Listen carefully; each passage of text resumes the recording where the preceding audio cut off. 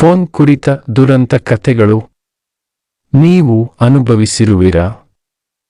ನೀವು ಎಷ್ಟೇ ದುಬಾರಿ ಫೋನ್ ಖರೀದಿಸಿದ್ದರೂ ಫೋನ್ ಕೆಳಗೆ ಬೀಳುವುದು, ಕೆಳಕ್ಕೆ ಬಿದ್ದು ಸ್ಕ್ರೀನ್ಗೆ ಏನಾದರೂ ಪೆಟ್ಟಾಗುವುದು ಇಲ್ಲವೇ ಫೋನ್ ಬ್ಯಾಟರಿ ಪೂರ್ತಿಯಾಗಿದ್ದರೂ ನಿಮಗಿದರ ನೆನಪು ಇಲ್ಲದೇ ಇರುವುದು, ಇಂತಹ ಹಲವಾರು ಘಟನೆಗಳು ನಿಮ್ಮೊಂದಿಗೆ ನಡೆಯುತ್ತಲೇ ಇರುತ್ತವೆ. ದುಬಾರಿ ಫೋನ್ ಖರೀದಿಸಿ ಆಘಾತಕಾರಿ ಸಂಗತಿಗಳನ್ನು ಎದುರಿಸುವಂತಹ ಸನ್ನಿವೇಶ ತುಂಬಾ ಯಾತನಾಮಯವಾದುದು. ಇಂದಿನ ಲೇಖನದಲ್ಲಿ ಇಂತಹುದೇ ಕೆಲವೊಂದು ಆಕಸ್ಮಿಕ ಘಟನೆಗಳನ್ನು ನಿಮ್ಮ ಮುಂದೆ ನಾವು ಇಡುತ್ತಿದ್ದು, ಇದರಲ್ಲಿ ಕೆಲವೊಂದು ಮನರಂಜನೀಯವಾಗಿದ್ದರೂ ಇನ್ನೂ ಕೆಲವು ನಮ್ಮನ್ನು ಇಕ್ಕಟ್ಟಿಗೆ ಸಿಲುಕಿಸುತ್ತದೆ. ವೈಫೈ ಆನ್ ಮಾಡದೇ ಇರುವುದು. ಫೋನ್ನ ಎಲ್ಲಾ ಡೇಟಾ ಮುಗಿದ ನಂತರ ವೈಫೈ ಆನ್ ಮಾಡಲು ನೆನಪಾಗುವುದು ಎಷ್ಟು ಶೋಚನೀಯ ಸಂದರ್ಭ ಅಲ್ಲವೇ? ಫೋನ್ ಚಾರ್ಜ್ ಮಾಡಲು ಮರೆಯುವುದು. ಫೋನ್ ಅನ್ನು ಚಾರ್ಜ್ನಲ್ಲಿಟ್ಟು ಸ್ವಿಚ್ ಆನ್ ಮಾಡಿಲ್ಲ ಎಂಬುದು ನಂತರ ನೆನಪಿಗೆ ಬರುವುದು. ಮುಂದಿನ ದಿನ ನೆನಪಿಗೆ ಬರುವುದು.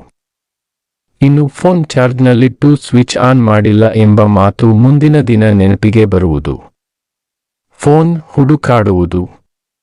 ಫೋನ್ ಎಲ್ಲಿ ಇಟ್ಟಿದ್ದೇನೆ ಎಂದು ದಿನವಿಡೀ ಹುಡುಕುವುದು. ಅಕಸ್ಮಾತ್ತಾಗಿ ಫೋನ್ ಬೀಳುವುದು. ನಮಗೆ ತಿಳಿಯದೆ ನಮ್ಮ ಕೈಯಲ್ಲಿರುವ ಫೋನ್ ಕೆಳಕ್ಕೆ ಬೀಳುವುದು. ಫೋನ್ಗೆ ಹಾನಿ.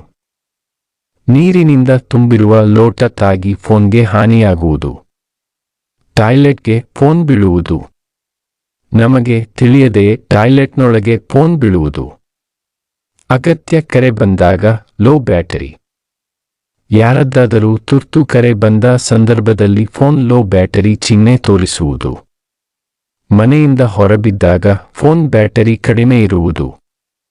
ಮನೆಯಿಂದ ಹೊರಬಿದ್ದ ಸಂದರ್ಭದಲ್ಲಿ ಫೋನ್ನಲ್ಲಿ ಬ್ಯಾಟರಿ ಇಲ್ಲ ಎಂಬ ಅಂಶ ನೆನಪಾಗುವುದು. ತಪ್ಪಾಗಿ ಸಂದೇಶ ಕಳುಹಿಸುವುದು. ಯಾರಿಗಾದರೂ ತಪ್ಪಿ ಸಂದೇಶ ಕಳುಹಿಸುವುದು. ಫೋನ್ ಕುರಿತ ದುರಂತ ಕಥೆಗಳು ನೀವು ಅನುಭವಿಸಿರುವಿರಾ? ನೀವು ಎಷ್ಟೇ